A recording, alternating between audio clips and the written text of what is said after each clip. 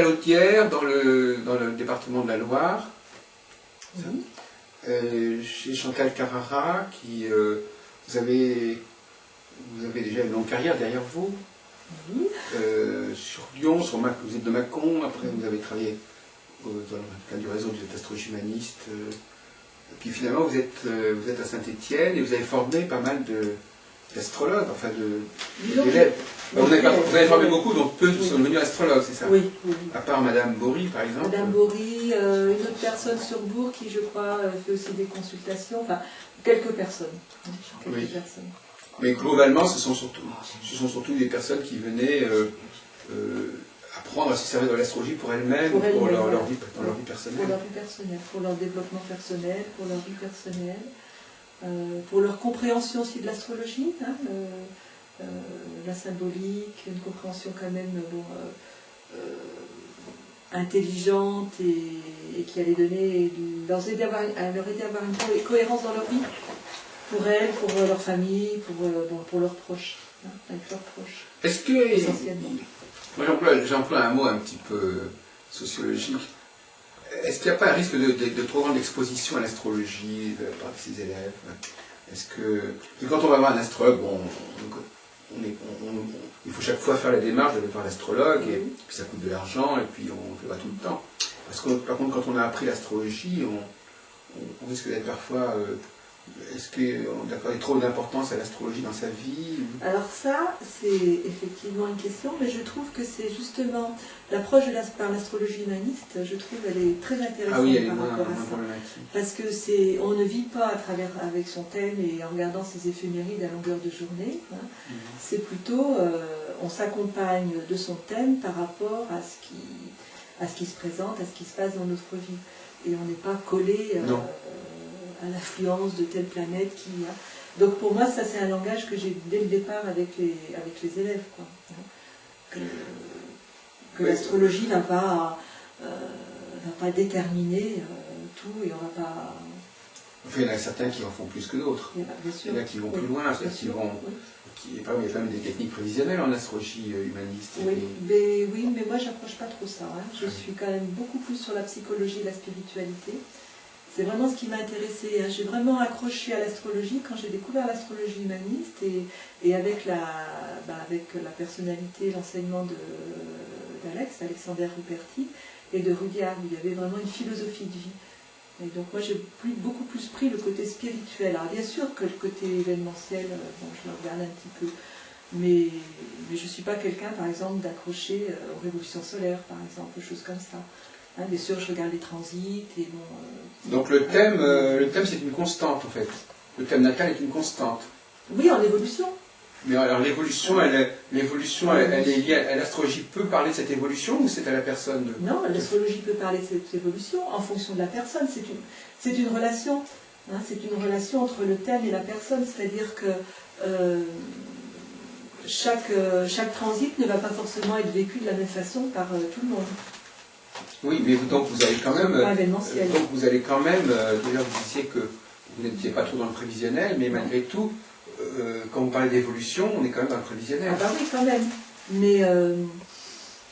Mais l'opposition Saturne-Uranus, pour vous, ou pour Louis, ou pour moi, va peut-être toucher différemment. Oui, voilà, hein. Certainement. Voilà, hein. Je vais pas donner un événement, on va beaucoup plus parler, enfin dans ma façon de travailler, on va beaucoup plus parler du mouvement, de ce qui se passe actuellement, de l'ouverture avec Uranus, de la transformation, des chamboulements, certes, mais bon, après, à voir avec le vécu de la personne. Alors justement, on travaille beaucoup actuellement, enfin depuis quelques semaines, et notamment par rapport à un colloque qu'on organise à Rennes le 19 septembre, sur le rapport entre les configurations qui sont valables au niveau de toute une société et puis la façon dont une personne en particulier les perçoit. Donc vous prenez la peine de, par rapport à un groupe d'élèves, on était un peu parti dans cette histoire d'enseignement, par exemple on va dire voilà, il y a une configuration qui existe, tous vous concerner mais différemment, c'est ça? Oui, tout à fait. Mais vous allez quand même la définir, cette configuration, par-delà les réactions individuelles. Oui. Oui. Bien sûr qu'on va la définir en théorie, Oui. Hein, les positions Saturne-Uranus, par exemple, bon, bah, en théorie, voilà, ceci, cela. Je vais faire une conférence le 6 octobre où je vais parler de ce qui se passe actuellement dans le ciel. Oui. Hein, et puis après, je vais développer le signe du cancer. Je vais bien en parler en théorie. Mais après, l'application pour chaque personne dépend de chaque personne. Donc, par exemple, en cours, on va appliquer pour chaque thème, pour chaque personne. Donc, l'autre cours, bah, c'est aussi quand même parler de soi, c'est aussi un peu un groupe d'évolution, hein, si on peut dire, et où chaque personne, bah, je lui ferai un retour en fonction de là où elle en est, qu'est-ce qu'elle est en train de vivre, et effectivement, bah, quel choix il serait bon qu'elle fasse, ou quel choix lui tombe, enfin, qu'est-ce qui lui tombe dessus, et quel sens mettre à ça pour pouvoir continuer à articuler sa vie de façon constructive. Mais est-ce que vous mettez l'accent, par exemple, sur des choses qui peuvent être des problèmes qui se posent en commun, en fin de compte, quelque part, des choses qu'on va rencontrer ensemble? Bien sûr, oui. Ensemble, vous voulez dire sur le plan général? Oui, c'est-à-dire qu'il y a sur le plan collectif. Oui, sur le plan collectif, oui. Et puis avec des réactions qui peuvent être aussi, pas forcément individuelles, mais aussi collectives. Oui, oui. Parfois, la solution de certains problèmes n'est pas forcément individuelle. Oui, bien sûr, oui, tout à fait. Oui. Bah, c'est ce lien, justement, entre le collectif, la tendance uranienne sur le plan collectif, c'est telle tendance, ou la tendance neptunienne, c'est telle tendance, et puis après, comment chaque personne se l'approprie. Mais disons, globalement, vous faites plutôt partie des astrologues, un peu comme notre ami Massuire, ou bien vous êtes, c'est qui, eux, ont tendance à vouloir s'intéresser aux typologies, aux archétypes, et à définir des comportements types, si vous voulez, ou bien au contraire, vous avez tendance à montrer à quel point chaque personne s'individualise, a une réaction personnelle, un vécu différent. Est-ce que vous insistez sur les différences ou sur les rapprochements? Si vous le voyez comme ça, c'est sûr que moi je suis dans une approche de la vie où chaque personne fait son chemin vers l'individuation. Voilà, donc pour moi chaque personne est entière et unique et elle n'appartient pas à une catégorie. Voilà, hein. Et à partir de là, bon, bah, si je m'appuie sur le thème, mais bon, quand j'accompagne, puisque j'accompagne des personnes en thérapie, des fois je n'ai pas le thème. Hein. À partir de là, c'est sûr que bon, par les formations que j'ai, donc si on prend l'astrologie, si je sais qu'elle est lion ascendant poisson, bien sûr que j'ai des idées dans ma tête avec ça. Oui, ouais. Voilà, hein, quand même, bien sûr. Hein. Mais ce qui m'intéresse, c'est comment elle se relie à ça, comment elle est connectée à ces énergies, à cette symbolique, à ces énergies, puis qui pour moi sont effectivement une vérité. Hein, l'énergie lion, bon, bah, elle a son intelligence, sa vérité, l'énergie, la lune aussi. Bon, hein. Donc comment après chaque personne se connecte avec cette symbolique. Ah, quand même, voilà. D'accord. Hein, oui. C'est ça, donc il y a une espèce de... À la fois, l'individuation, pouvez-vous nous préciser ce qu'on entendait par individuation, et plus largement, qu'est-ce qui caractérise l'astrologie humaniste? Moi, c'est pas la première fois que je rencontre des astrologues humanistes, mais chaque fois, je reste un peu sur ma faim. J'ai l'impression que c'est pas si facile de le préciser. Donc chaque fois, je recommence à poser la question. Oui, c'est très difficile parce que qui dit individuation dit chemin unique et donc différent entre guillemets pour chaque personne. Donc c'est vrai que c'est pas facile à cataloguer, bien sûr. Hein. Moi, ce que je dirais, c'est que nous sommes tous les quatre, par exemple, des êtres humains. Nous sommes 2 femmes ici et 2 hommes.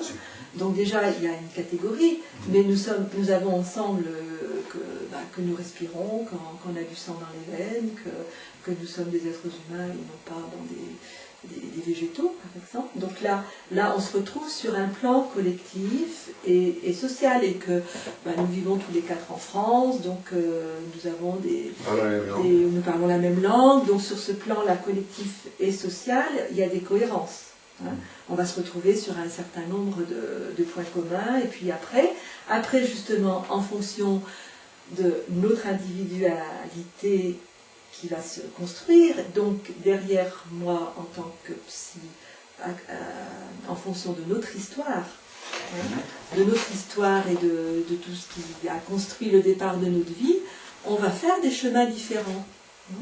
Et pour moi, quelqu'un qui va vers un chemin d'individuation, c'est une personne qui écoute vraiment ce qui se passe à l'intérieur d'elle, et qui fait son chemin parfois à contre-courant du modèle collectif. Oui, c'est ça, oui. Voilà, si je donne une définition assez simple. Et je dirais qu'à l'heure actuelle, nous sommes quand même nombreux à faire ce chemin-là. Alors après, c'est toute la différence entre individualiste et individuation. Oui. Et pour moi, l'individuation, c'est pas se couper des autres. Non. C'est rester connecté. Je vis pas dans mon bureau, dans ma tour d'ivoire, sans ignorer mes voisines, par exemple, la vieille dame qui habite à côté. Voilà quoi.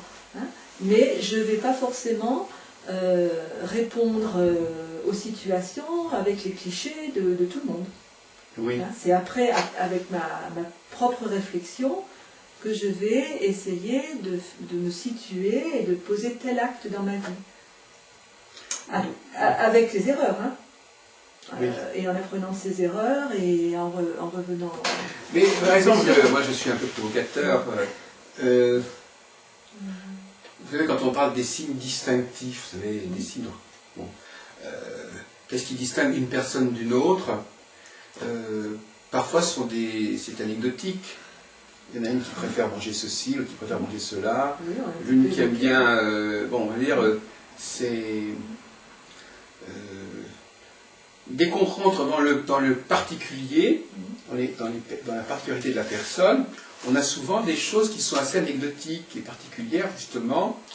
Des goûts différents, des habitudes différentes, des façons... Mais bon, on a parfois l'impression que c'est un petit peu... c'est un petit peu secondaire, quelque part. Ça peut l'être, oui. Il y a des choses qui sont... Alors, est-ce que l'astrologie a vocation à étudier ce qui est secondaire? Est-ce que c'est la peine d'aller regarder le cosmos pour comprendre que monsieur aime bien les chemises rouges ou que madame préfère des pantoufles comme ceci ou comme cela? Là, pour moi, on tombe dans l'astrologie que j'appelle l'astrologie de bon marché. Oui. Mais je ne vais pas étudier, je ne vais pas apprendre à mes élèves ce genre de choses. Et en consultation, je ne vais pas dire à la personne vous feriez mieux de mettre du rouge parce que vous êtes bélier, par exemple. Quoi. Je veux dire, je ne situe pas du tout l'astrologie. Mais pouvez-vous nous donner alors des exemples? Je sais bien, des exemples de ces différences. Comment ça se manifeste, ces différences d'un individu à l'autre? Parce qu'on est dans une société, on peut imaginer des différences entre des métiers, entre des fonctions. Bon, ça c'est un fait. Quelqu'un qui... C'est des différences de comportement. Oui. Des différences de comportement psychologiques. Oui. De façon d'appréhender la vie. Par exemple, vous nous avez dit tout à l'heure que, bon, en ce moment, assez souvent, vous mangez plutôt des fruits et de la viande. Alors, ça peut paraître anecdotique, mais moi, je ne vais pas le placer sur le plan de l'anecdote. Je vais le placer sur le plan que pour vous, c'est important dans votre chemin, pour vous relier avec vous-même et dans votre chemin d'évolution vers ce que vous vous sentez être. Oui. Voilà. Donc, c'est pas tellement ce qu'on fait, c'est plutôt... Mais cela dit, ça va peut-être pas ressortir. Ça va peut-être pas ressortir du thème astral. Cette concept de mon régime alimentaire ne va peut-être pas être perçu ou même déterminé par mon thème astral. Bien sûr, bien sûr. Oui, donc il y a aussi des choses qui sont remarquables au niveau individuel, mais qui ne sont pas forcément déterminées par l'astrologie. Je suis tout à fait d'accord. C'est pour ça qu'en astrologie humaniste aussi, une des choses qui moi me plaisait bien, c'est que je ne reçois jamais quelqu'un sans parler avec elle. C'est-à-dire, si vous voulez me voir en consultation, je vais d'abord au téléphone, je vais vous demander qu'est-ce qui vous amène, pourquoi, comment, qu'est-ce que vous avez envie de voir, quels sont vos soucis, et je vais déjà vous poser une ou deux questions, et donc je vais préparer le thème, et après la première partie de la consultation, c'est de faire connaissance avec la personne. Si elle m'a demandé ça à moi avec le thème, donc je comprends des choses, je vois entre guillemets des choses, donc ça va être support à lui poser des questions et de voir quelles sont ses réponses, c'est-à-dire où est-ce qu'elle en est, qu'est-ce qui est compris, intégré, où est-ce qu'elle coince, hein, et en fonction de ce que la personne, le retour qu'elle me fait et ce que je comprends du thème, après je vais pouvoir lui faire un retour. Mais ce n'est jamais, je ne peux jamais dire des choses comme ça, quoi. Oui. Hein, sans savoir à qui je m'adresse. C'est plutôt ce que la personne fait, que vous allez relier après, a posteriori. Ce qu'elle fait, là où elle en est. Voilà, vous allez voir donc, comment ça s'inscrit quand même quelque part dans le thème, même si on ne peut pas le savoir à l'avance sous cette forme-là. Voilà. Hein, parce que bon, si je vous prends un exemple technique, ma vision des carrés par exemple, hein, Oui. soit la personne, elle bloque tout le temps, elle est coincée dedans et elle n'a pas avancé depuis 10 ans sur quelque chose qui est fondamental, soit elle est toujours en train de casser. Et ça, je ne le sais pas, moi, au départ. Oui. Alors, peut-être que je ne suis pas suffisamment douée en astrologie, mais je ne le sais pas. Et j'ai besoin de lui poser des questions, de sentir ça, pour me dire, bon, bah, comment elle vit son thème. Voilà, comment elle vit, où est-ce qu'elle en est avec, si elle a plein de carrés, est-ce que c'est quelqu'un qui est toujours dans la réactivité, dans la colère, ou est-ce que, bon, elle est inhibée par le carré, hein, même si le carré, il est lié à Saturne, on peut voir peut-être quelque chose de plus inhibé, mais ça peut être aussi de la colère, hein. Voilà. Et donc c'est tout ça, vous avez besoin de le savoir. Vous ne le savez pas à l'avance. Non, je ne le sais pas à l'avance. C'est pour ça que, bon, alors après, bon, bah, je crois que chacun fait l'astrologie qui justement, qui correspond à ce qu'il est, et à ce qu'il est, on va dire. Hein. Et c'est vrai que moi, le côté psychologique et le côté de permettre à la personne de se sortir d'une situation difficile, hein, d'une souffrance, d'une situation difficile, de permettre aux élèves de mieux se comprendre et d'avancer en s'appuyant sur leur thème. Alors justement, à propos de mieux se comprendre ou mieux savoir qui on est, enfin c'est encore des expressions qu'on entend parfois. Alors savoir qui on est, déjà, je me dis quelqu'un qui vient, qui ne sait pas qui elle est, c'est quelqu'un qui n'est pas sur le chemin d'individuation. C'est quelqu'un qui vit ce qu'on appelait les 4 niveaux, là, qui vit au niveau socio-culturel, qui n'est pas sur le chemin d'individuation. Parce que même si on est en difficulté, même si on ne sait pas et qu'on a besoin d'un miroir, hein, de quelqu'un qui, d'un astrologue, d'un coup de main, ou d'un thérapeute, ou d'un coach, quelqu'un qui est sur le chemin d'individuation, c'est quelqu'un qui est déjà connecté à mais moi je fonctionne comme ça, hein, j'ai tels appels, j'ai tel besoin, voilà. Oui. Hein, voilà. Hein, voilà. Il a déjà compris certaines choses. Il a déjà, en tout cas, senti et compris, oui. Senti et compris. Après, on peut être en difficulté pour avancer. Hein, et on peut se tromper des fois de choix. Oui, alors... bon, si vous voulez, on en parlait encore il n'y a pas longtemps avec certaines personnes. Votre projet ne consiste pas, quand je dis votre projet, le vôtre ou celui de votre école ou de votre audience, ne consiste pas à ramener la personne vers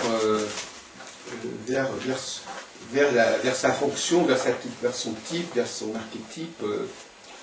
C'est plutôt au contraire de montrer à quel point elle se différencie en quelque sorte. Oui, mais ça, en se différencie. Si vous parlez d'archétype, bien sûr que ça va nous emmener. Moi, ma connaissance et l'approfondissement que j'ai de mon thème avec le chemin que je fais me permet d'aller vers mon archétype. Vers mon archétype spirituel, vers mon essence. Mais mon archétype, alors allez, parce que pas forcément vers mon archétype de type vénusien, oui, d'accord. ou de type sanguin machin. Oui, c'est ça, donc l'archétype, c'est... Donc vous employez le mot archétype... Sur le plan psychologique. Par exemple, non, parce que... est-ce que... Parce que là, je suis en train d'explorer, je ne comprends pas très bien ce que vous dites. L'archétype, c'est quand même pas le thème natal, par exemple. Bah si, ça peut être le thème natal. Le thème natal serait l'archétype de l'individu. Bah si on veut, parce que... C'est ça que je voulais entendre, enfin que je craignais d'entendre. Dans nos dessins planétaires, hein, dans la lecture de l'astrologie humaniste, où les dessins planétaires ont de l'importance, bon, bah, la personne qui a un type bol, elle a un archétype plutôt lié à ce qu'on dit sur le thème bol qu'à une personne qui a un thème locomotif, par exemple. Oui. Hein, voilà. Ça, c'est emprunté à Mark Edmund Jones? Oui, ça vient de Mark Jones, et puis après... non, au départ, Mark Jones, c'est lui qui a mis les dessins planétaires, parce que c'est lui le père de ça. Voilà, c'est ça. C'est quelqu'un de nos générations, oui. Qui vient après, voilà, hein, que Rudyard a repris, et que après d'autres ont repris. Mais c'est quand même Rudyard. En Allemagne aussi, il y a des chercheurs comme Meyerpalm. Je pense que c'est Rudyard, je ne suis pas sûre de moi, mais je pense que c'est Rudyard qui a introduit ça en Europe via Ruperti et Saint-Duel. Bon, d'accord. Je pense. Hein. Donc c'est un langage que vous avez entre vous, la forme du thème. Oui, bien sûr, avec les élèves. Vous partagez tous En astrologie humaniste, oui, je pense. D'accord. Hein. Oui. Mais bon, ce que je vous disais, c'est que bon, moi, enfin, donc ça peut être une sorte de... On peut être archétypalement bol, par exemple. Oui, bien sûr. Au sens où dans votre langage. Voilà. C'est ça. Oui. Voilà. Donc là, après le bol, bah, s'il est orienté plus vers le descendant, on aura... L'archétype va prendre des nuances. Il est plus en bas du thème. Il y en a combien comme ça, l'archétype au niveau de la figure du thème? Si on prend avec les dessins planétaires, il y en a 8. Il y en a 8. Et chacun correspond à une structure psychique, un mode de fonctionnement psychique différent? Oui, oui. Voilà. Mais ça, pour nous, c'est une base de départ. C'est quelque chose qui va nous aider à entrer en contact avec le thème, avec la personne. Et c'est vrai qu'après, si on fait ce chemin vers soi-même, vers son individuation, le thème il se remplit et on remplit nos vides. Et donc le but, pour moi, le but d'une vie, d'une vie réalisée, c'est de vivre son soleil, de revivre son rayon soleil, de vivre son soleil et de vivre son thème en entier. Donc même si j'ai un thème bol qui est dans un coin si je vis complètement ce bol, si j'arrive à vivre toutes les étapes du bol, je remplis tout le thème. Oui. Puisque bon, si on est dans le jargon technique, une maison, un signe qui n'a pas de planète, il y a des planètes maîtresses et elles sont là. Donc si je vis là où la planète maîtresse, ça me remplit l'endroit qui est vide. Voilà. Ça c'est bon, voilà, c'est quelque chose que moi j'utilise. Mais alors c'est ce système comment ça s'appelle ce système? Des dessins planétaires. Oui. Des configurations. Il ne tient pas compte des signes zodiacaux finalement, puisque c'est une... Oui, au départ non. Après bien sûr qu'on va mettre les signes. Puisque la forme n'est pas tributaire des... La forme est tributaire des maisons, effectivement. Et ça, c'est aussi quelque chose qui différencie l'astrologie manie, c'est qu'on base sur nos maisons. On base sur nos maisons. Et d'autre part, on base sur nos maisons et les signes vont venir dans nos maisons. Mais ça, c'est... Oui, alors ça, je n'ai pas très bien compris. Mais la forme bol ou autre, elle n'est pas fonction des maisons, puisque c'est plutôt une distribution des planètes, non? Oui, une distribution des planètes, mais qui va se situer plutôt à l'est, à l'ouest. Un thème bol et un autre thème bol. Montrez-le. Mais le matin... Alors, je peux montrer des thèmes. Voilà, oui. Montés par... je peux me lever là? Oui, levez-vous. Voilà, les thèmes bol, le matin et le soir. Donc dans la même journée, les enfants vont avoir tous le même thème bol réorienté. Donc le thème bol, a priori, il est dépendant. Ça, c'est pas un bol, ça c'est une balançoire, en gros. Voilà. Et on a des planètes d'un côté, puis 2 planètes de l'autre côté. Bon, je cache les prénoms, parce que quand même. Alors, je vais vous montrer un thème bol. Je ne sais pas si vous l'avez, un vrai bol. Voilà, ça c'est un entonnoir, un bel entonnoir avec les planètes une d'un côté et une de l'autre côté. Alors après, en fonction de l'orientation, on va dans les nuances, on va dans les détails. Démontrez-le, j'ai pas eu le temps de le prendre. Voilà, un entonnoir.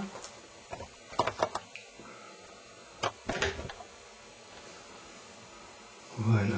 Avec un cerf-volant dedans, et un cerf-volant. Donc là, il pourrait être sur n'importe quel signe, ou n'importe quelle maison. Sur n'importe quel signe, et sur n'importe quelle maison. Mais après, le fait que ce soit pas sur n'importe quel signe et pas sur n'importe quelle maison... Ça distingue les bols entre eux. Ben voilà, les bols, les entonnoirs, Je suis un entonnoir comme ceci, plutôt que comme cela. Voilà, là c'est une balançoire, par exemple. Balançoire, je veux dire, il y a 2 paquets. Un paquet ici, un paquet ici. Bon, on apprend à repérer le type dans lequel se situe le rectangle mystique. Vous avez compris pourquoi ils avaient donné ce nom. Le rectangle mystique est composé de 2 sextiles et de 2 trigones qui font rectangle avec les oppositions en diagonale. Je pense que ce que je peux dire sur un rectangle mystique, c'est que par le trigone, on a une compréhension, on peut avoir une compréhension très profonde, et par le sextile, on a le passage à l'acte, sur une complémentarité ou une opposition. Donc l'opposition va pouvoir prendre un acte qui est lié de la compréhension, et qui est doublé en face par l'autre triangle, par l'autre trigone et l'autre sextile. Hein, donc là, on a dans le trigone, on a le côté du mental et on a le côté d'une compréhension intérieure, quoi, hein, quand il est vécu. Parce que je pense qu'il y a des personnes qui ont un rectangle mystique dans leur thème. Et après la lucidité par les deux oppositions qui sont en diagonale de ce rectangle. Mais c'est là où je pense que plein de personnes peuvent avoir des choses très belles dans leur thème et pas pouvoir les vivre, les utiliser aussi chouettes que leur thème. Et entre le trigone et le textile, donc le trigone, il met en corrélation des signes du même élément, et le sextile d'éléments complémentaires. C'est pour ça que vous avez dit que le sextile était plus actif, serait plus actif que la compréhension du trigone. Parce qu'avec le trigone, on peut rester que dans le mental, que dans la compréhension. Et avec le sextile, on a le passage dans le quotidien, quoi, dans l'acte quotidien. Mais si on n'est que dans les sextiles, on n'est que dans la secrétaire qui fait la lettre du patron, mais qui n'a pas une pensée, qui ne va pas élaborer une pensée, etc.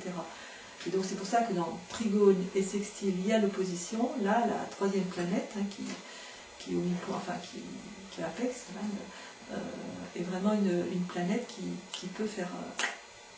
Jacques Ambroise, hier, dans notre discussion, parlait de cette lucidité, liée à l'équilibre, à l'opposition de deux tendances contradictoires, même une tendance qu'on peut exprimer très fortement, et l'autre qui pourrait être vide de l'autre côté, et qu'il va falloir quand même exprimer chaque fois qu'une occasion se présente. Est-ce que c'est les transits qui vont se faire à l'opposé de ce pôle très au-dessus, oui, chaque fois, et chaque fois que les planètes qui sont prises dans une figure, là on est dans le rectangle mystique, mais dans cerf-volant ou dans une croix entière, chaque fois que c'est une des planètes de la figure qui passe en transit, elle active la figure. Alors, une réflexion un peu basique, tout ce que vous dites, ça suppose que vous tenez compte de tout le système solaire, en fait. Donc c'est un postulat selon lequel la totalité du système solaire joue en nous, parce qu'en fin de compte, si on utilise d'autres planètes ou de nouvelles planètes, on n'aura pas forcément la même forme. Et oui, hein, donc c'est complètement une idée que nous sommes le miroir du système solaire dans son intégralité, et que toutes les planètes agissent, font sens pour nous, pour chacun d'entre nous. Oui.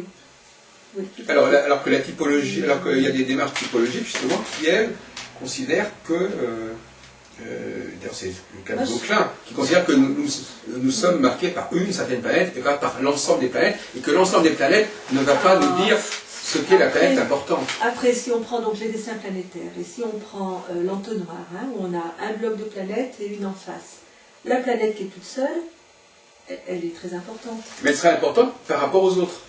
C'est les autres qui vont lui dire qu'elle est importante. Voilà. Mais c'est-à-dire que c'est l'ensemble des planètes qui va vous dire que cette planète-là est importante. Voilà. Mais après, si cette planète-là, elle est angulaire, hein, ou si elle est maître d'ascendant ou maître du Soleil, on retrouve encore, on va retrouver l'importance d'une planète par différentes voies. Alors si ça se ressemble toujours sur la même planète, là on va pouvoir dire, effectivement, on a un martien, ou on a une dominance solaire. C'est une approche presque quantitative en fait. Voilà. C'est-à-dire que c'est la quantité de choses qui vont recouper la planète en question.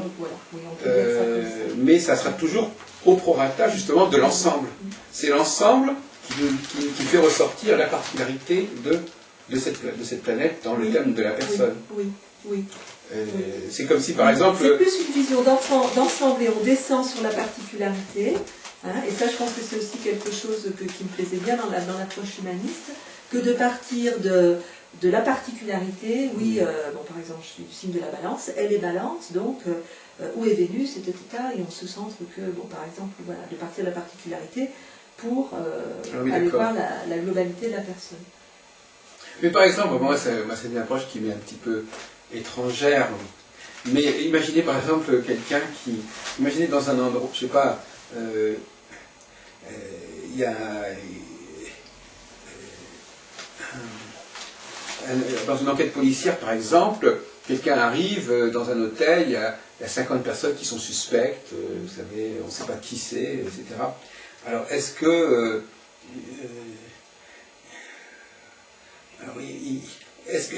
non, c'est sympathique cette vision, c'est-à-dire que nous sommes tous dans l'interdépendance, c'est-à-dire que nos planètes sont... cette planète n'existe que par rapport aux autres. Par exemple, là, si on voulait, par exemple, dans le groupe où nous sommes, Madame Brossard sera certainement un peintre génial, parce que nous ne sommes pas des bons peintres. Dans un autre groupe, elle serait peut-être moins bonne. Donc on est complètement dans une sorte de relativisme lié au contexte. Donc c'est le contexte qui déterminerait ce que nous sommes ou ce que nous ne sommes pas. Alors voilà, alors ça c'est une vision, mais l'autre vision, c'est que ça n'enlève pas la valeur de Madame Brossard. Hein, c'est-à-dire que là... Madame Brossard, c'est Bourra. Bourra. Bourra. C'est pas Bourra, excusez-moi, j'ai écorché son nom. On peut dire le prénom, je crois. Oui, Marie-Thérèse Bourra. Voilà. Marie-Thérèse, effectivement, de nous quatre, c'est peut-être la meilleure peintre. Et dans un colloque, dans un rassemblement de peintres, elle est mais ça n'empêche pas son individualité à elle. Elle, en tant que peintre, sa place, sa définition, son... Elle est le peintre du groupe. Voilà. Non, pas du groupe. Elle a sa place bien définie au sein du groupe, qu'elle soit la meilleure du groupe ou noyée dans le groupe. Elle a quand même... Voilà, et ça, pour revenir à l'individuation, c'est une façon où on peut illustrer. Hein. Même dans... par exemple, nous, tous les trois, en astrologue, et Marie-Thérèse, connaît un peu, je veux dire, ma particularité peut être noyée par vous deux, mais pas forcément, si je suis individuée. Hein, et votre particularité ne va pas forcément être noyée par... Enfin, voilà. Hein. Alors c'est vrai que quand chacun de nous trois s'adresse à des gens qui ne connaissent rien, on peut faire impression, entre guillemets. Hein. Après, quand on est entre nous, c'est plus... Oui, c'est différent. Voilà, c'est différent, mais moi j'ose dire que là où j'en suis de mon chemin, j'en étais pas là il y a 30 ans, puisque j'étais plus jeune et qu'il y avait la maturité, qu'il y avait tout ça. C'est comme ça que vous êtes rencontrés. Je peux dire qu'à l'heure d'aujourd'hui, je ne dirai jamais que l'astrologie que je fais est la meilleure, la seule valable, etc. Simplement, c'est celle avec laquelle je pense que j'accompagne relativement bien les personnes. Oui. Voilà. Hein, mais j'ai quelqu'un d'autre qui va avoir une autre approche, fait peut-être un travail aussi très bien. Voilà. Alors, donc vous ne faites pas que de l'astrologie, si on a bien compris, n'est-ce pas? Vous associez l'astrologie à d'autres pratiques, d'autres techniques. Alors pourquoi? Parce que ça c'est important dans mon parcours. Hein. D'abord j'ai rencontré l'astrologie, j'étais toute jeune, j'avais 15 ans, quelque chose comme ça. Oui. Hein. Voilà. C'est comme une personne d'autre jour. Bon, toute jeune, et puis j'étais pas bien à 15 ans, à 15 ans, donc il y a 70, donc vous voyez l'état de l'astrologie en 70, c'est pas comme maintenant. Si ma fille allait faire de l'astrologie qu'elle a 16 ans, les portes sont quand même plus ouvertes. Hein. Moi j'étais pas du tout dans un milieu comme celui-ci. Et donc c'était André Darbo, Volguine, j'ai monté mon thème avec les bouquins, j'ai dit oui, ma vie est un peu difficile, ça ne m'étonne pas, mon thème. Donc j'ai dit jamais si je me mets de plomb dans la cervelle si je vais là-dedans. Et donc en 82 j'ai rencontré l'astrologie humaniste, donc à 27 ans, retour de lune, c'est quand même intéressant, et au retour de Saturne, hein, donc tout au départ justement de ce fameux chantier de l'individuation. Hein. Bon, j'étais déjà versée dans la psychologie jungienne, hein, dans la psychologie des profondeurs. Je faisais un travail psychoanalytique avec mes rêves, avec un jungien.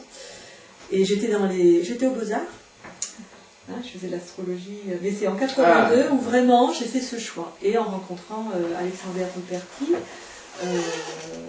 ma première rencontre, je suis allée à la librairie Cadence, la librairie Cadence à Lyon. Je suis allée au rayon astrologie et je suis tombée, ou il m'est tombé, bref, sur le rythme du zodiaque de Rudyard. J'ai ouvert, après je suis du signe de la Balance, j'ai lu, je dis enfin quelque chose d'intelligent. Vous voyez comment je pouvais considérer l'astrologie, parce que j'en connaissais, hein, parce que je ne connaissais pas grand-chose quand même. je suis repartie avec le bouquin. J'avais pas beaucoup de sous, donc j'avais pas acheté le cycle de lunaison qui était aussi traduit. Et comme les choses, ben, ça, pour moi, c'est Uranus. Hein. Comme les choses sont comme ça. Donc, bouquin, une semaine après, une copine à Mâcon me dit, tu sais, Bazou, donc Jean-François Berry, qui fait de l'astrologie, viens faire un week-end, ça t'intéresse pas, toi qui... Moi, je dis, bah ouais, tu sais, il fait de l'astrologie humaniste, regarde. Oh, si, ça m'intéresse. Bon, j'ai fait le week-end sur le site de lunaison. Là-dessus, il m'a parlé de stage. J'ai fait un stage à Dijon avec lui, avec Marie-Ève Cavaignac. Et c'était au mois de juillet 82. Hein, conjonction Saturne-Pluton qui était sur mon soleil Neptune en fin de balance. 82, on a les cycles-là. Hein. Donc, c'était une des grandes rencontres pour moi. Et puis, donc, stage au mois de juillet avec Marie-Ève. Il fallait descendre Marie-Ève à une journée que faisait Alexander Ruperti sur Bouc, on était à Dijon. Donc je lui dis, ben moi je rentre chez moi à Mâcon, si tu veux je te descends. Et donc j'ai rencontré Alex comme ça, et c'était une rencontre très importante. Pour moi, bon, Alex est plus qu'un astrologue, hein. Bon, c'est vrai que je peux dire, hein, il y a un transfert vers spirituel, mais il y a eu vraiment une communication d'intérieur-intérieur. Hein. Et l'astrologie pour moi était même secondaire. Bon, c'était très bien parce que j'aimais ça à lui aussi, mais bon, c'était pas le plus important. Hein. C'est vraiment ce que portait l'homme en lui qui fait que j'y suis restée. Voilà. Hein, voilà, sinon j'y serais peut-être pas restée. Et donc j'ai fait le stage à Dieu-le-Fit à l'été 82 et là j'ai dit... Bah, c'est la propriété de Colette Chollet ou voilà, Rossignol des Plaques. Voilà, Rossignol des Plaques, donc jusqu'en 89. J'étais fidèle, groupie, au stage d'Alex, à tous les séminaires qu'on organisait à Lyon, à Grenoble, ça marchait bien à l'époque. J'allais à Paris tous les mois travailler avec Alex. Je prenais des cours avec Jean-François Berry qui venait sur Chalon et Mâcon. Hein. J'ai cheminé comme ça jusqu'en... Après on est parti, donc j'ai rencontré Marc avec Pluton qui transitait sur Vénus. Marc étant votre... Mon mari. Hein. Moi qui me disais, bon bah ça va, l'amour c'est fini, tout, poum. Bon. Effectivement, c'est une rencontre qui n'est pas une relation forcément facile tous les jours, mais bon, qui maintenant, bon, c'est aussi beaucoup pacifié, enfin, bon, la dynamique de couple. Hein. Et on est parti 1 an, et au retour, on est parti 1 an. Donc c'est vrai que j'ai fait le choix, par exemple, de l'année sabbatique en regardant mon père, en regardant le sien. Ses enfants partaient vers sa première femme qui était en Nouvelle-Calédonie. Donc c'est vrai que je fais quand même des choix en regardant les transits, en fonction de là où on en est, ce qui colle avec le vécu de la personne. Hein. Et au retour, donc on est parti en sachant pas si on resterait en Nouvelle-Calédonie ou si on reviendrait en France. Et donc on a décidé de revenir en France et de venir à Saint-Étienne. Et là, je me suis dit, l'astrologie c'est bien, mais on peut dire des choses à la personne, mais on ne peut pas l'accompagner dans sa difficulté. Et comme j'avais fait déjà pas mal de choses en thérapie pour ma propre libération, ma propre guérison, on va dire, je me suis formée, quoi. Hein, je me suis formée parce que je trouve qu'en astrologie, on peut dire effectivement, mais ce qui m'intéresse beaucoup plus, c'est d'accompagner la personne dans son chemin de difficulté, si elle est en difficulté. Donc c'est quoi alors cette formation c'est beaucoup le rêve parce que j'avais travaillé pour moi-même, avec la psychologie des profondeurs, les rêves de jungien. Je travaille plus, mais ça a été important, la respiration holotropique, le rebirth. Hein. Et puis le focusing, donc ça c'est vraiment quelque chose avec lequel je me sens très bien connectée. Donc maintenant je le mets à ma sauce si on veut. Hein. Mais le focusing, c'est vraiment d'aller contacter son nœud émotionnel. Hein, on arrive avec sa difficulté de contacter. Et puis de travailler à partir de là et de le libérer, de le faire sortir, de le mettre en lumière, etc. Hein. Et moi ça me va beaucoup parce que bon, j'ai quand même pour moi l'astrologie ou même la thérapie et le Qigong maintenant qui est important aussi sont vraiment des outils pour moi pour avancer, hein, pour évoluer, pour aller vers une vie heureuse. Malgré les difficultés et les soucis qu'on traverse tous. Hein, pratiquement tous. Je veux dire, il y a personne pour qui il y a un tapis rouge qui est déroulé devant elle. Hein. Donc c'est vrai que l'astrologie permet de marquer les personnes qu'on rencontre en consultation pour qui tout va mal. Ben on voit bien hein, qu'il y a des transits hard en ce moment. C'est évident. Oui, hein. Collectivement voilà, aussi. Collectivement, donc...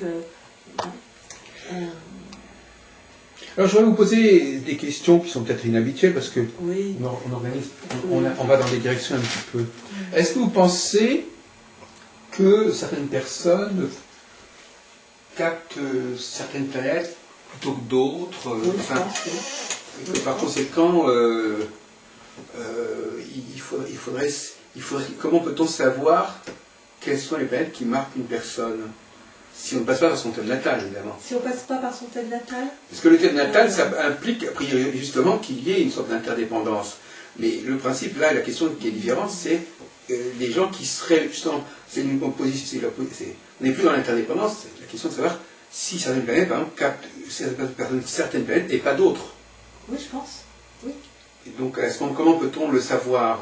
Je pense, par exemple... Le Gauquelin a fait des travaux là-dessus, mais comment peut-on savoir si quelqu'un a une typologie plutôt martienne, ou plutôt saturnienne, ou plutôt... enfin, je ne sais pas. Ou alors, est-ce que ça tient compte du fait qu'on est un homme ou une femme? Je ne sais pas. En psychothérapie, par exemple, là, une personne qui est noyée dans ses émotions, a priori, on peut se dire que bon, la Lune mange tout. Oui. On peut penser ça. D'accord. Hein.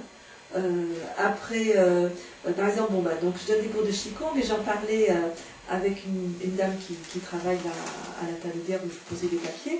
Et elle me dit, oui, mais moi, il faut que je bouge, le Qigong c'est trop calme, il faut que je bouge et tout. Bon, on peut penser qu'elle est un peu identifiée à Mars. D'accord, oui. Hein, je ne connais pas son thème, voilà.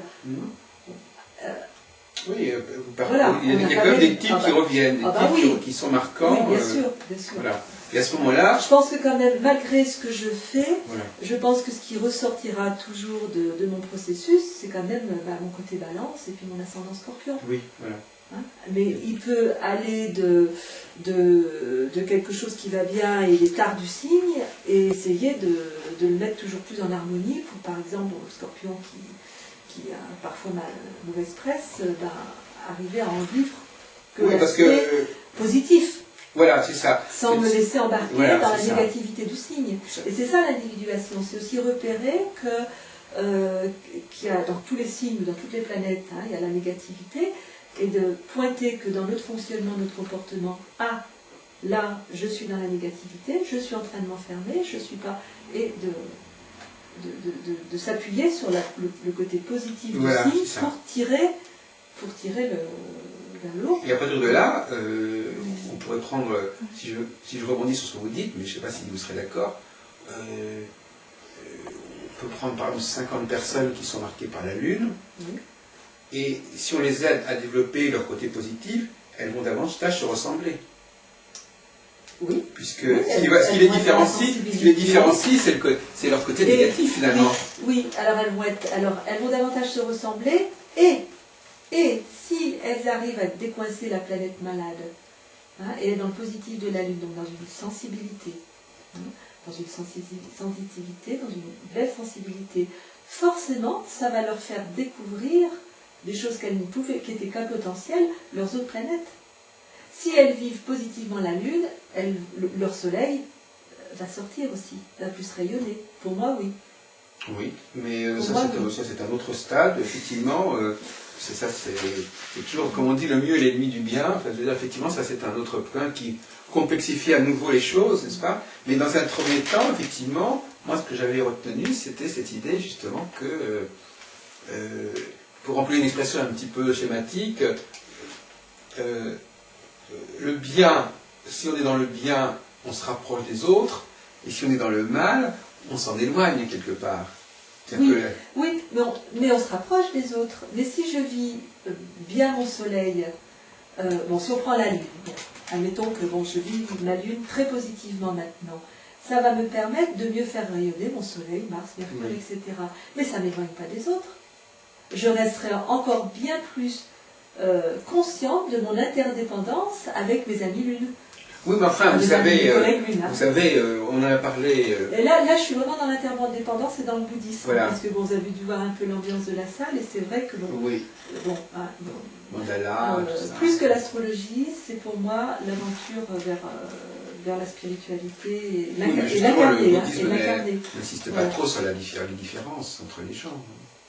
C'est plutôt retrouver une sorte de D'interdépendance, oui. Ah oui, en fait, je ne connais peut-être pas cet aspect du bouddhisme, effectivement. Oui, mais ce que vous dites quand vous employez le mot interdépendance accroché à l'astrologie, vous y êtes. Hein. Oui, mais parfois je ne le dis pas parce que je le pense, je le dis aussi parce que je l'entends dire, ce n'est pas tout à fait pareil.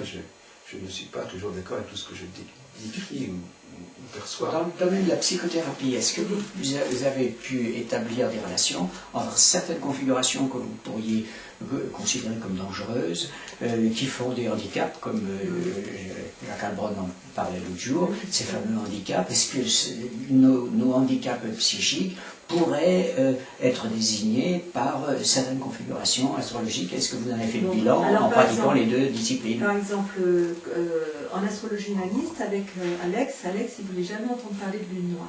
Oui. Hein, nous les jeunes, enfin en tout cas je le vois puisque je suis quand même connectée un peu au réseau, donc je reçois le bulletin par internet. Nous les jeunes, on intègre la lune noire parce que moi j'ai remarqué, depuis que je mets la lune noire dans les thèmes, une personne qui a la lune noire conjointe à sa lune ou carrée à son Saturne, comme il faut, il y a un aspect, c'est pas facile. Hein, voilà, ça répond un peu à votre question. Oui. Voilà, c'est pas facile. Donc là, on voit bien des choses. Pour moi, la lune noire est quand même souvent, à un certain niveau d'évolution, quelque chose qui ça peut être très difficile à vivre. Oui. Le nœud sud aussi peut être très difficile à vivre. Hein. Une planète au nœud sud, il peut y avoir des talents. Mais il peut y avoir des talents. Hein. Tout à l'heure, on parlait de Mercure. Hein. Mercure au nœud sud peut nous donner quelqu'un avec une aisance de parole, avec un don d'écriture, avec mais ça peut aussi être des personnes qui ont des soucis mercuriens, quoi. Hein. Donc oui, bien sûr qu'on a des choses quand même, des repères. Hein. Mais après, c'est justement, pour moi, ce qui est important, c'est que c'est un repère, c'est quelque chose que je vois, mais c'est quelque chose où je voudrais ne pas enfermer la personne. Voilà. Certains soleils en lion, certaines lunes en cancer, par exemple. Oui. Est-ce que ça pourrait pas être souvent des gros handicaps? Et ou dans quel cas ils peuvent devenir des handicaps? Oui, un soleil en lion. Avec le contexte. Oui, un soleil en lion peut être quelqu'un de mangeux très fort, ouais. Mais t'es bien placé. Vous êtes bien placé pour le savoir. Oui. Il y a plein de soleils en lion qui sont des gens humbles, simples, ou qui en ont pris conscience qu'ils étaient un petit peu trop majeurs, et qui prennent un peu de recul par rapport à ça, et qui sont dans quelque chose d'humble, de simple, dans le service, dans le rayonnement de ce qu'ils sont, mais au service des autres. Et là, ils font le lien avec le Verseau, par exemple. Et des lunes dans le cancer, vous en avez connu dans votre entourage? Oui, alors c'est vrai que c'est difficile, souvent. C'est vrai que souvent, les personnes marquées par une lune en cancer, ils ont quand même un côté... Est-ce que vous avez repéré dans le thème de Freud son complexe de castration, qui a expliqué qu'il était obsédé sexuel pour construire toute une science de la psychanalyse orientée? Allez-y. Oui, Jupiter, le fait qu'il transite lui en Verseau, sera plus favorable que quand il était en Capricorne. Donc ça veut dire que là, l'expansion va pouvoir se faire. Et va pouvoir se faire plus facilement au niveau collectif, puisque le Verseau est un signe de collectivité, puisqu'il est en rapport direct avec... Alors nous sommes côté jardin maintenant. Côté court, côté jardin. Donc je vais vous présenter avec mon côté les flangeons. Peut-être, si ça fait partie de votre image. Ouais, c'est bon, ça fonctionne là? Oui. Oui, oui, parce qu'on est côté jardin, donc pour moi c'est important d'avoir un jardin, de gratter la terre, de ne pas être tout le temps dans la tête avec l'astrologie, de pouvoir me faire du bien, et me ressourcer quand j'ai écouté des personnes qui sont dans des grosses souffrances et de ne pas me laisser noyer par tout ça, des signes d'eau, par exemple. C'est vrai qu'il y a côté terre et eau. Et c'est vrai que dans les grandes dynamiques, l'écologie m'apporte beaucoup. Et je suis j'essaye d'être plus du côté de la décroissance que de la consommation. C'est pour ça que quand vous m'avez dit, vous ne connaissez pas mon site, mais c'est vrai que je suis un minimum sur Internet. Un minimum parce que déjà d'appeler les cours, dans le boulot on y est forcément un peu. Et quand j'ai fini mon boulot, aller sur des sites, j'ai qu'une envie, c'est de sortir, de jardiner, de me promener. Alors, je vais... Voilà, pour mon côté, Justement, on est donc côté jardin. dans le jardin. Donc le jardin, il vit au cycle des saisons. Oui. Les saisons, bien Oui. évidemment. Je vais vous poser une question qu'on a posée depuis quelques jours à nos interlocuteurs. C'est quelle est la signification de la notion de cycle en astrologie? Qu'est-ce que le cycle apporte? Qu'est-ce que c'est que vivre dans la cyclicité, dans la conscience de la cyclicité? Chantal Carrara. Ben, c'est déjà dans la conscience de la cyclicité, c'est déjà ne pas être figé dans quelque chose d'arrêté. Oui. Donc c'est d'être dans ce mouvement qui fait que ben, demain sera différent d'aujourd'hui, forcément. Que moi j'avais pas prévu que vous viendriez. Il y a une semaine, on n'était même pas encore voilà. en contact. Hein, moi je savais même pas que ça existait il y a une semaine. Et puis je dis oui. Hein. Et puis où ça va aller, j'en sais rien. Ça va aller Quelle sur suite, oui ça va aller sur Internet, mais quelle suite ça va amener, j'en sais rien, voilà le cycle par exemple. Hein. Et à moi de dire, oui j'ai envie de jouer le jeu, non je le joue plus, oui mais là si je le joue comme ça va pas aller, il faudrait que, bon voilà, hein, la notion de cycle. Oui, mais est-ce que ça ramène quelque chose? Est-ce qu'il y a une notion de répétition? Est-ce qu'il y a une notion de... Non, dans le cycle pour moi il n'y a pas de répétition, voilà, il y a spirale. Il y a une spirale. Si je répète, c'est que je n'ai pas compris le cycle. Oui. Donc je recommence. Oui. Hein. Dans le cycle astrologique. Oui. Bien sûr que dans le cycle de la nature, mais même dans le cycle de la nature, le cosmos qui était là, elle n'était pas là l'année passée. Ah oui. Il s'est ressemé tout seul ailleurs. Ah oui. Donc c'est bien toujours, entre guillemets, des cosmos, mais c'est pas le même cosmos. Hein. Et c'est celui-ci, c'est le malheureux seul de cette année, parce que cette année, tous les cosmos, ils sont pas sortis. Ah oui. Alors on dit que c'est 1 an sur 2. C'est vrai que l'année passée, il y en avait beaucoup. Le jardin était envahi de cosmos. Mais cette année, soit parce que c'est 1 an sur 2, soit c'est la sécheresse et on n'était pas assez là cet été pour arroser. Mais bon, donc il y a bien un cycle. Oui, ça c'est certes. Mais par contre, oui, d'accord, mais enfin bon. Malgré tout, ça passe par un processus avec des... C'est quand même bien le cosmos, c'est quand même bien moi et ma vie. Donc il y a bien quand même un terreau quand même. C'est ce que je disais tout à l'heure, l'autre jour à Louis Mazur, je lui disais, il y a des astrologues qui appartiennent au groupe plutôt de la cyclicité. Oui, donc les astrologues humanistes en font partie, ça c'est sûr. Oui, mais pas... Enfin, oui et non, puisque justement, c'est peut-être pas les plus marqués, quelque part. Et puis il y a ceux qui sont plutôt dans un processus de spirale. Oui. Et de complexification. Par exemple, on va vers l'heure du Verseau, par exemple, il y a de nouvelles planètes. Oui. Par exemple, il y a une modernité qui fait que ce qui était ancien ne reviendra pas ou ne pourra pas revenir de la même façon. Oui. Et mais là-dedans, on est dans le cycle qui est spirale. Oui, mais le cycle ne se répète pas. Oui, mais alors c'est un peu une sorte de paradoxe. Un cycle qui ne se répète pas, c'est quand même un paradoxe. Et puis s'il ne se répète pas, ça veut dire qu'on ne peut pas prouver que les choses reviennent, et donc on ne peut pas prouver l'astrologie quelque part. Dès qu'on renonce au quantitatif et à la répétition, on échappe à la statistique. Oui, mais n'empêche que aussi une façon de répondre à ça, c'est qu'il y a des petits cycles dans des grands cycles. Quand vous parlez de l'ère du Verseau, qui est le plus grand cycle de 26 000 ans, le petit cycle de Jupiter-Neptune, qui recommence à nouveau pour 13 ans, n'empêche qu'il est là, il a bien sa réalité. Oui. Mais chacun de nous quatre, on recommence, on est tous en conjonction Jupiter-Neptune. Hein. Ah oui. Donc on recommence tous un cycle Jupiter-Neptune. Mais donc on a tous la possibilité de partager, de participer à quelque chose de plus grand pour les 13 ans à venir. Oui. Et ça, ça grandit, ça fait spirale, mais c'est aussi quelque chose qui est là. Il n'y a pas de retour en arrière, c'est ça que je voulais vous dire. Non, il n'y a pas de retour en arrière. Voilà, c'est ça.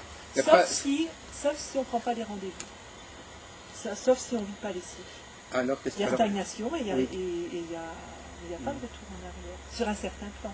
Au niveau de la conscience, je ne sais pas si on va aussi vite que ça. Je ne sais pas si on n'est pas si certains ne font pas des marches arrière quand ils rentrent dans des peurs pas possibles. Par exemple, là, puisqu'on est en plein dans la grippe H1N1. Quand j'entends certains comportements, je pense qu'ils vont en arrière. Ils n'ont rien compris. Mais bon, ça c'est bon. Ça m'appartient. Il y a aussi, les femmes sont souvent marquées par la modernité.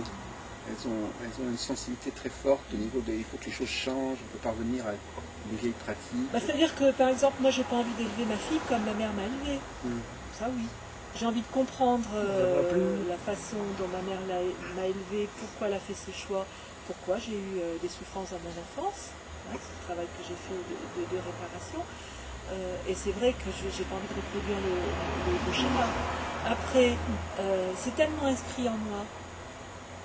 Hein, ce que ma mère m'a élevé, ce qui est inscrit en elle, c'est tellement inscrit en nous, toutes ces histoires. C'est que, effectivement, j'ai le désir d'aller de l'avant, mais il y a peut-être des choses que je n'ai pas encore suffisamment débusquées qui font que je reproduis le schéma de maman avec ma fille, avec hein, voilà. Donc et je crois que l'évolution, elle est là. Il y a effectivement des choses qui sont ancrées et des choses qui sont de l'ordre de la névrose, qui sont difficiles et qu'il faut lever. Oui, pour avancer. En tout cas, là, il y a quand même une ligne de partage entre les astrologues. Et en vous entendant, on a l'impression qu'effectivement, quelque part, il faut se démarquer dans le temps et dans l'espace. C'est-à-dire qu'il faut se démarquer de ce qui est passé par rapport au futur. Il faut se démarquer quelque part de l'archétype, de la typologie trop rigide et trop extrême pour aller vers des choses plus complexes. Et c'est cela. Alors que moi, en ce qui me concerne, j'appartiens à une école exactement inverse. C'est-à-dire qui considère que, enfin je le dis pour que ça soit équilibré, qui considère qu'au contraire, il faut revenir vers l'archétype. Revenir, c'est un mot intéressant. Il faut revenir vers l'archétype, et il faut revenir, et que la cyclicité, c'est justement l'importance du retour. Et que le retour, c'est pas forcément une chose négative. C'est au contraire une autre occasion. Et quel exemple vous pouvez donner, par exemple?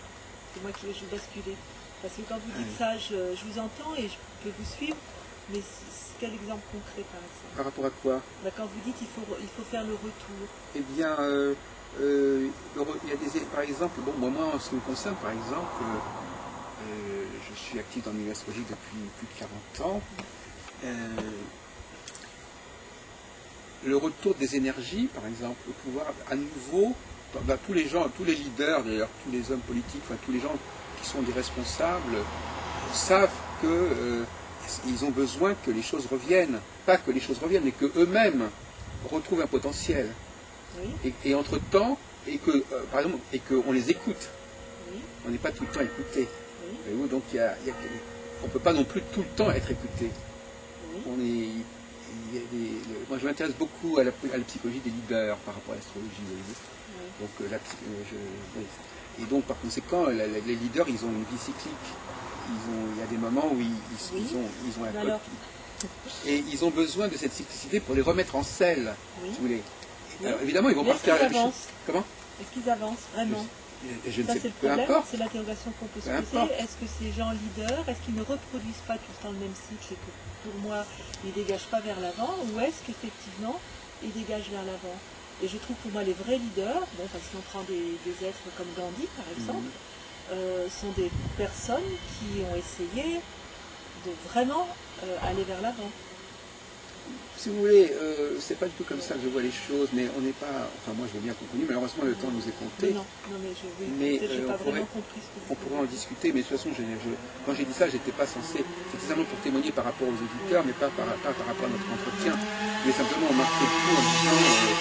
de la même façon que là, je vous ai demandé si on est marqué plus par certaines choses que par d'autres. Je crois qu'effectivement, les leaders sont marqués par certaines configurations qui échappent à d'autres personnes, donc qui leur donnent qui réveillent des potentialités que d'autres qui sont pas complètement qui restent complètement assoupis. Et heureusement, imaginez un monde où tout le monde serait animé de la même d'une dynamique. Ce serait impossible. Il faut qu'il y ait des gens qui aient des dynamiques et que non seulement différentes, mais qui soient plus puissantes que les autres, qui entraînent les autres avec eux. C'est sûr qu'il faut des dominantes martiennes, qu'il faut des dominantes lunaires, qu'il faut. Ça, je suis bien d'accord avec vous. Et ce que je dirais,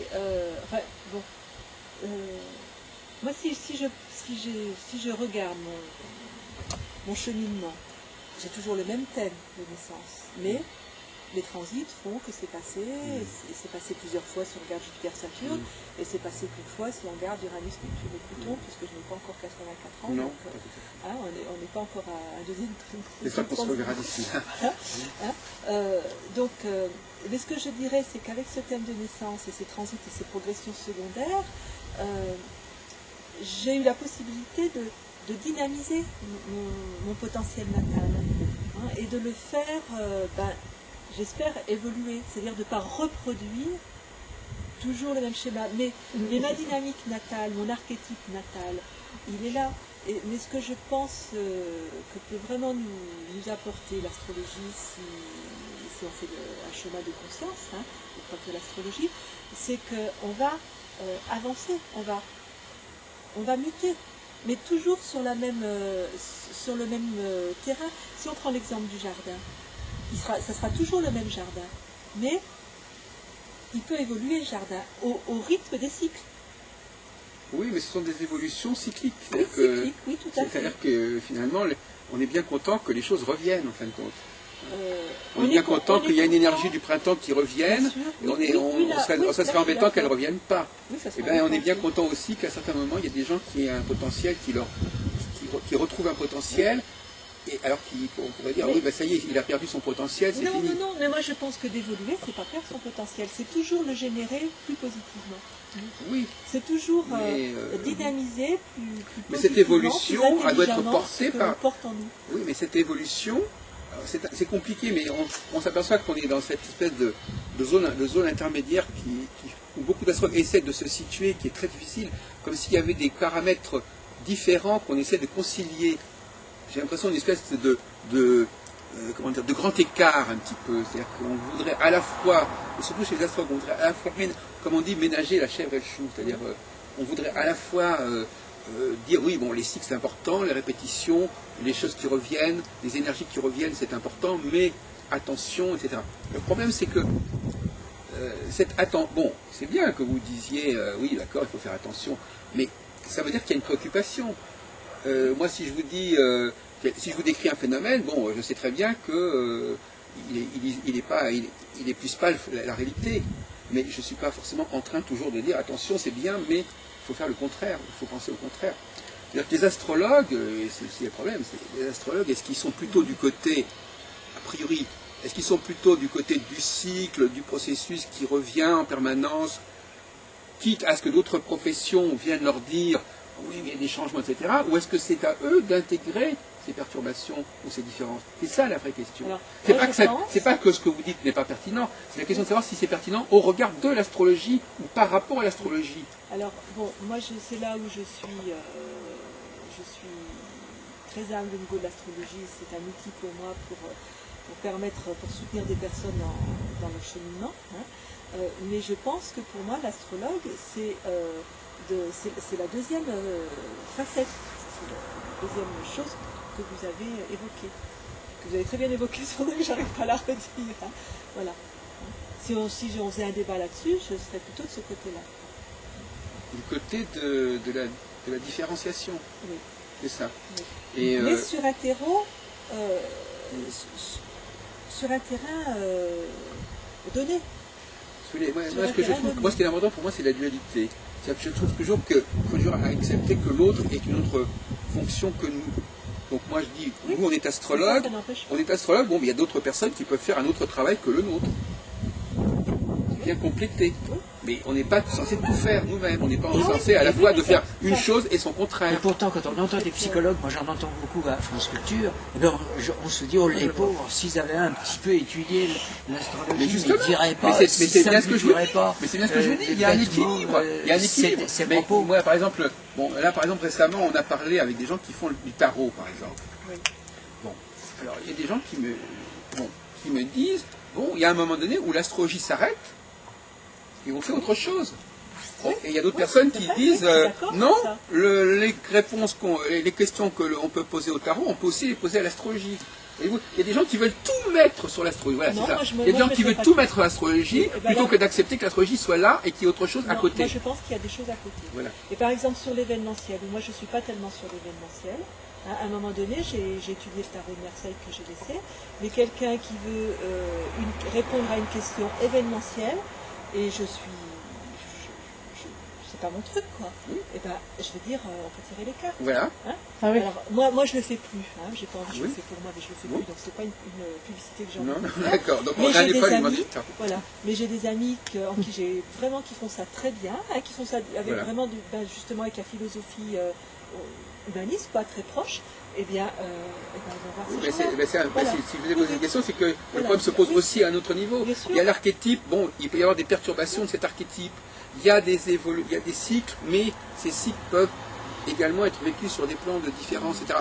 Mais la question, c'est de savoir si tout ce qui vient justement en dialectique, qui vient un petit peu moduler, contrarier, est-ce que tout ça, c'est de l'astrologie ou est-ce que c'est en complément de l'astrologie? Non, c'est un complément. Pour Mais moi, c'est plus un pour complément. vous, on a quand même l'impression, en vous entendant, que ça fait partie aussi de l'astrologie. Si on reprend l'entretien. Si on est... je pense que si on a une sensibilité avec l'astrologie est un fabuleux outil pour son cheminement personnel. Et sans regarder ses éphémérides tous les jours. Hein, on est bien d'accord avec ça. C'est un fabuleux outil. Par exemple, moi je suis en début de cycle de lunaison. Ça fait du sens pour moi. Hein. Après, donc j'ai des projets. Hein. Après, c'est s'il se passe des choses sur le plan collectif, avec le réchauffement climatique, avec tout ça, choses que je ne peux pas connaître pour le moment, il faudra bien que je les intègre à ma propre chemin d'évolution. Ok, hein. Mais c'est vrai que par exemple, bon, c'est l'heure je pense que c'est l'heure de se quitter. Oui. Je réponds souvent, ben, je vais vous raccompagner. Bon, je ne sais pas ce qui peut nous arriver en vous raccompagnant. Voilà. Bon, donc pour moi, l'astrologie ne va pas répondre à ce genre de choses. Non. Voilà, hein. Par contre, si je sais que je suis dans un moment difficile et qu'il y a des choses comme ça qui me rendent difficile, je vais me protéger. À tort ou à raison.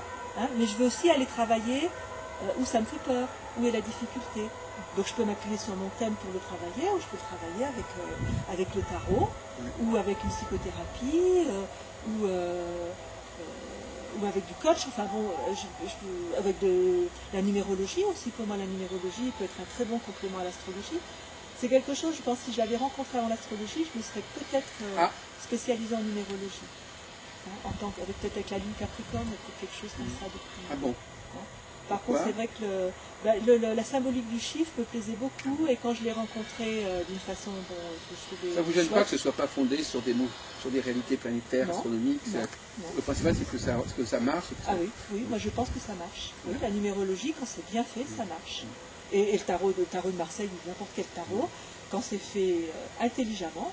Et à la limite, ça, vous auriez pu vous passer de Parce l'astrologie. que n'empêche que tout ça, c'est quoi? Ce sont des outils, pour moi, de connexion avec la personne qui vient consulter. Ah, de connexion avec Ça, les je pourrais différents dire niveaux de ça. cette personne, Voilà, son voilà. subconscient. Donc c'est pour ça qu'il faut savoir, pour lui faire un retour qui lui soit aidant, il faut savoir à quel niveau, entre guillemets, cette personne en est, où est-ce qu'elle fonctionne, quelles sont ses attentes pour pouvoir lui répondre, là où on peut l'aider le mieux. Voilà, je pourrais conclure comme Voilà, ça. concluez comme ça. Merci beaucoup. Et puis, avant de couper, quand même, ouais, je veux vous remercier, Jacques. Hein. Mais Merci. je vous en prie, c'est pas... Merci, puis merci d'avoir accompagné Jacques. Bon, je ne m'attendais pas du tout, c'est la surprise du jour. C'est un grand besoin culturel que l'on satisfait comme ça. Voilà, c'est sympa, voilà. Donc merci oui. à vous trois. On est très Merci, curieux Louis. culturellement, et c'est une intense échange culturel dans ces grands mystères. Justement, tous ces arts de sciences humaines,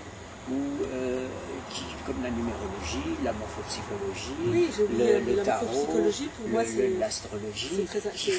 qui sont des moyens d'accès en passant par des subtilités que l'on connaît encore mal. Que l'on connaît mal, et je pense que justement le monde est grand, et je pense que ça correspond à des sensibilités différentes. Quelqu'un va être très à l'aise avec la morphopsychologie et n'entendra rien avec l'astrologie. Donc oui, il continue à finir là, ça va.